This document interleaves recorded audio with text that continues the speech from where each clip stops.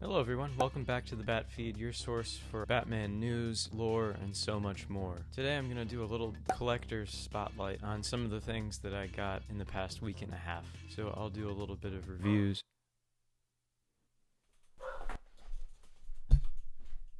No bark, no.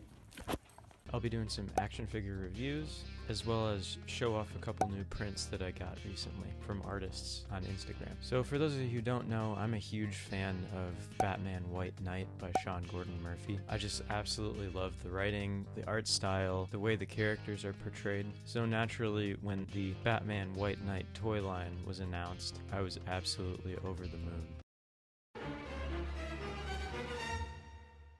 So I recently acquired the Batman figure from that line, so we'll get started there. This figure is part of the DC Multiverse line, and the box right off the bat was pretty cool. This isn't an unboxing video, it's just a review, because I've already popped this open, but I've got some art of Batman on the back, as well as a trading card with the same exact art on it, and some info on the back. Like I said, huge fan of the art style, so it's cool to have a little card that comes with the figure. The figure itself is pretty much exactly the art style of Sean Gordon Murphy, so we've got right here the really big bat symbol, the utility belt.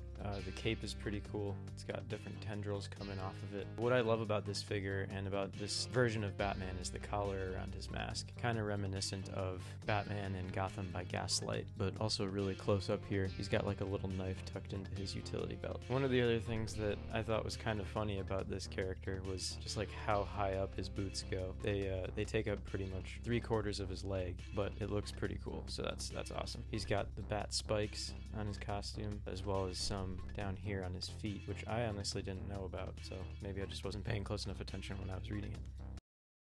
As far as accessories go, this is something I wish DC had started doing a lot sooner with their action figure lines, is giving a base plate for the figure to stand on, because most of these figures are pretty decent, but some of them have trouble standing on their own.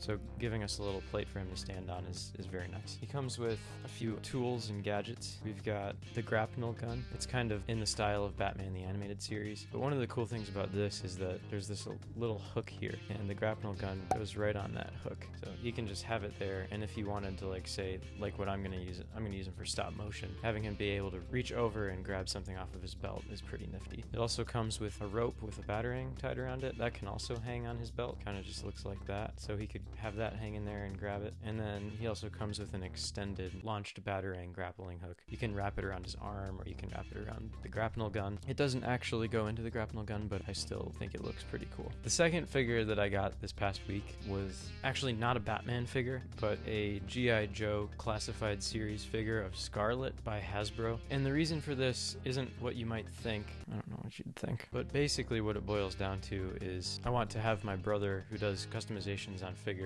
turn this action figure into Barbara Gordon as Oracle for the upcoming stop motion project that my friend Noah and I are working on. So that's the hope with this figure. She's pretty cool. I mean, obviously it's Scarlet from G.I. Joe, so we're gonna have to change a few things, but she's very posable, has a lot of flexibility. She comes with this little belt that's kind of loose, so I might either glue that down or cut it off, not sure yet. But she came with a little harness. It's got crossbow bolts and a couple knives, and then another knife on the front that goes into a sheath. And then she came with this crossbow that the attachment comes off and it stays as a gun. Not entirely sure if I'll use all of those things for that figure, for Oracle specifically as a character, but still cool to have them nonetheless if you want to use them for another figure. Now that I've shown you the figures that I got this week, I'm going to show you the prints that came in the mail. So to start off the story with the first one, on Instagram, which if you're not following us on there, go follow us. It's at Batman Stop Motion. I entered a giveaway with Dustin Lee Massey, a digital artist, on there, and won a couple things. This shirt, which says Snyder 2021, as well as this print that he did, which is also, it's Snyder 2021 for the Snyder Cut. I just gotta say, I absolutely love it. Wasn't expecting to win the giveaway at all, but when I found out that I had, I was over the moon.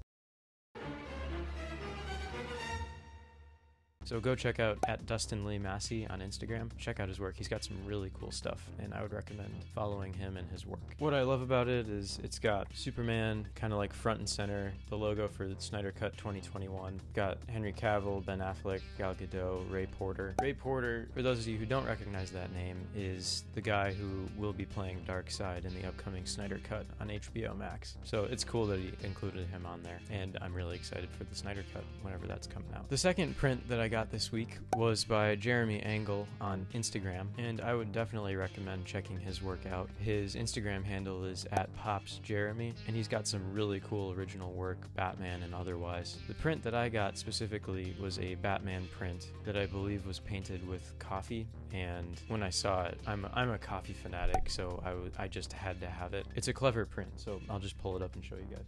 It's what I like the most about it is the title says Batman Caffeinated #1.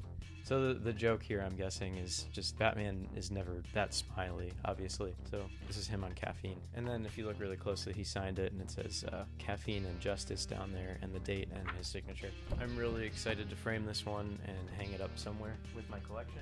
So yeah, that pretty much sums up my haul of the week. And I hope you guys enjoyed this collector's spotlight and my latest additions to my collection. I just wanted to give a quick shout out to everyone who's been such a huge support on Instagram, such as Cult of the Batman, the Superhero Stuff You Should Know podcast guys, and the Above and Batman Beyond podcast guys. Superhero Stuff You Should Know and Above and Batman Beyond both have YouTube channels, so I'll give a link in the description down below. Go check out their stuff and like and subscribe to their videos, because they've got some really cool stuff that they've been putting out. I want to thank you guys so much for joining me for this video today, and remember, the night is always darkest before the dawn, and the dawn is coming.